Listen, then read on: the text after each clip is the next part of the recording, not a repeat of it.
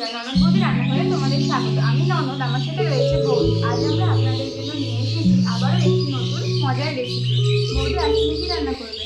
আজকে আমি করব ডিম কারি। ও, তবে দেখে নেওয়া যাক এটি করতে কী কী লাগে।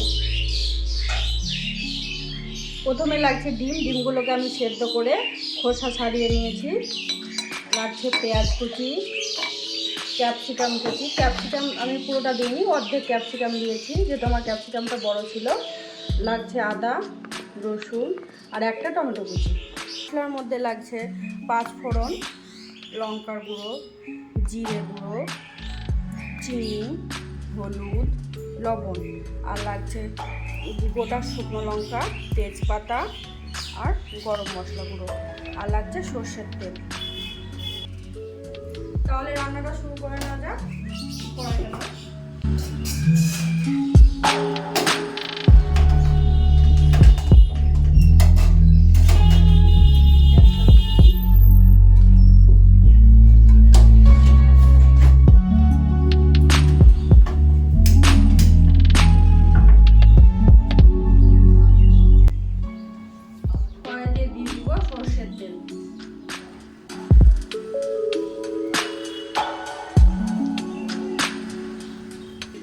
তেলটা ততক্ষণ গরম হোক, আমি এদিকে ডিমগুলোতে লবণ আর হলুদ একটু মাখিয়ে নিই। অল্প পরিমাণে লবণ আর অল্প পরিমাণে হলুদ গুঁড়ো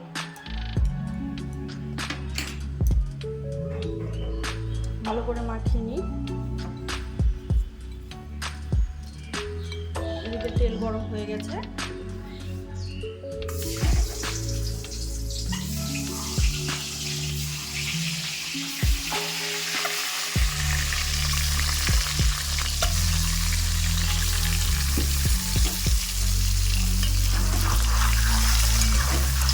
ডিমগুলো দিয়ে ভালো করে ভেজে নিব।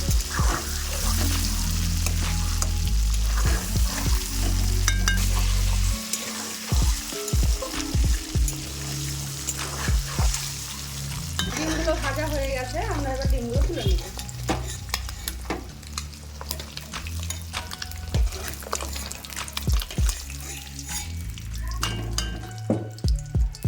ওর মধ্যে আরো একটু তেল দিয়ে দেবো।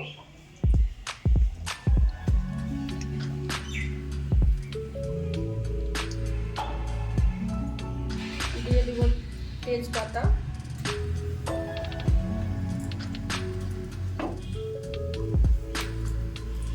দিয়ে দেবো শুকনো লঙ্কা,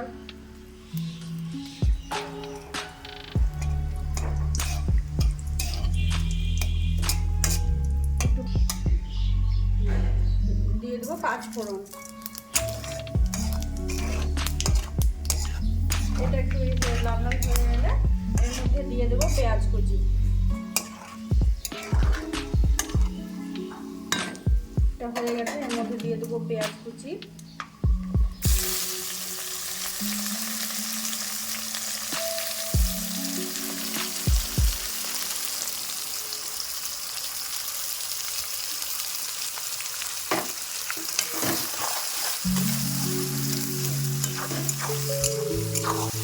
পেঁয়াজ কুচিটা হালকা ভাজা হয়ে এলে ক্যাপসিকাম কুচিগুলো দিয়ে দেবো। পেঁয়াজগুলো হালকা ভাজা হয়েছে, এবার এর মধ্যে দিয়ে দেবো ক্যাপসিকাম কুচি। দাও, ক্যাপসিকাম কুচিটা দাও। টমেটো দেবো না? না, টমেটো এখন না।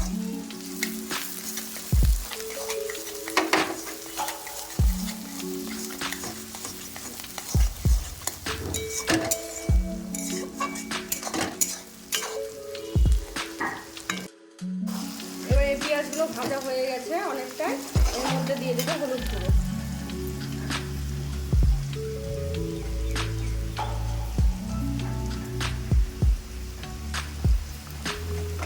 আর দিয়ে দেবো টমেটো কুচি।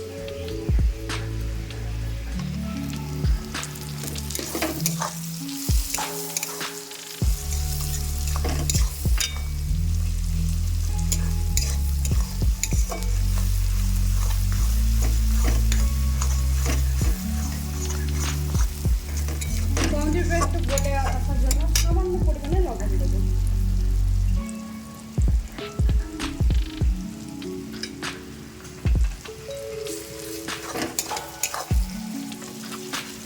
যাতে টমেটোটা এই তেলের মধ্যে গলে যায়।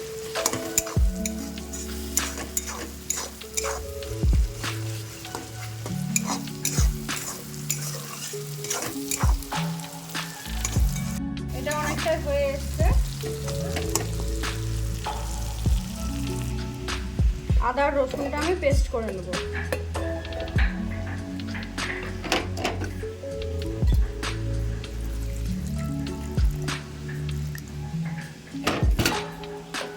তুমি এটা নাড়াও, আমি আসছি। দেখো এগুলো কি সুন্দর ভাজা হয়ে গেছে, একদম হয়ে গেছে, গলে গলে গেছে সব। এবার এর মধ্যে এই যে পেস্টটা, আদা রসুনের পেস্টটা এর মধ্যে দিয়ে দেবো। জল দাও।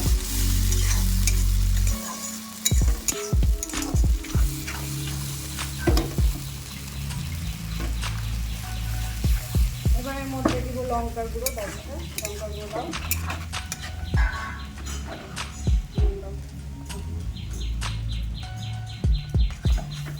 জিরে গুঁড়ো দাও, জিরে গুঁড়ো, লঙ্কা দাও, আর একটু দাও, চিনি দাও,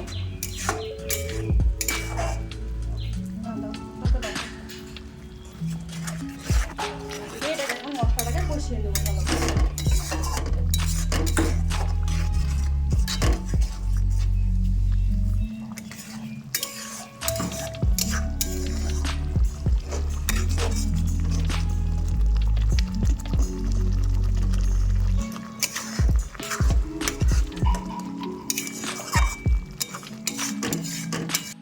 কষানো হোক, আমরা ততক্ষণ ডিমগুলো একটু ফুটো ফুটো করে নেবো কাঁটা চামচ দিয়ে, যাতে ডিমের মধ্যে মশলা লবণ এগুলো ঢুকে।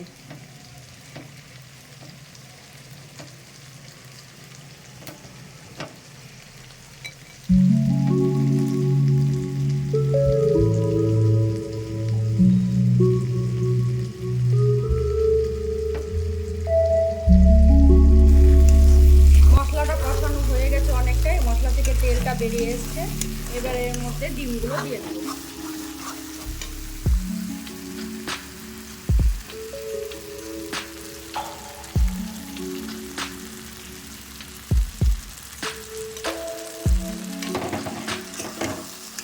ডিমগুলো দিয়ে একটু গ্যাসটা সিম করে দেবো। গ্যাসটা সিম করে এগুলো আস্তে আস্তে একটু নাড়বো।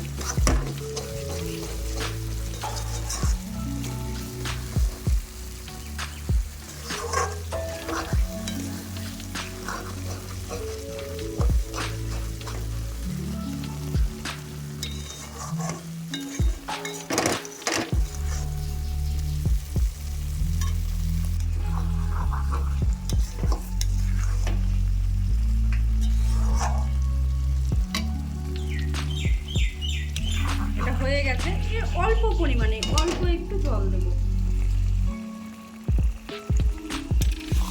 আর জল দেবো না, দিয়ে এটা একটু ফুটতে দেবো। গ্যাসটা কমানোই থাকবে, আস্তে আস্তে ফুটবে, যাতে ডিমের মধ্যে লবণ মশলাগুলো একটু ঢুকে যায়। এটা হয়ে গেছে, এবার এর মধ্যে আমি গরম মশলা গুঁড়ো দিয়ে গ্যাসটা বন্ধ করে দেবো।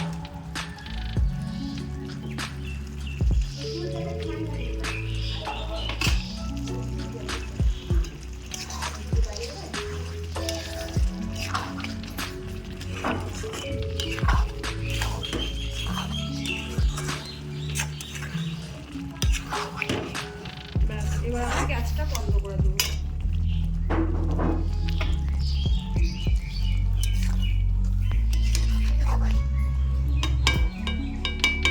কালারটা খুব সুন্দর হয়েছে, তাই না? তাহলে তুমি একটু টেস্ট করে দেখো দিশা কেমন হয়েছে। পাশেই দিলাম। এটা ভাত, রুটি, পরোটা সব কিছুর সঙ্গে খেতে ভালো লাগে।